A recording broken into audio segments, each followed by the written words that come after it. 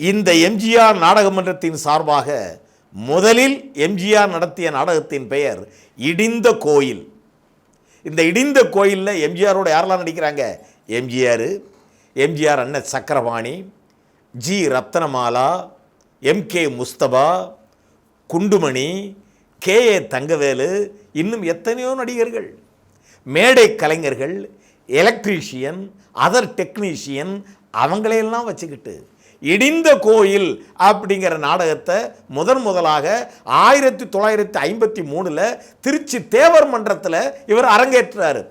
இந்த நாடகம் super hit. போடுகின்ற இடங்களிலெல்லாம் வெற்றி கொண்டாட்டம். இந்த இடிந்த கோயில், இந்த இடிந்த கோயில் தான் பின்னாளில் இன்பக்கனவு என்கின்ற பெயர் மாறுகிறது.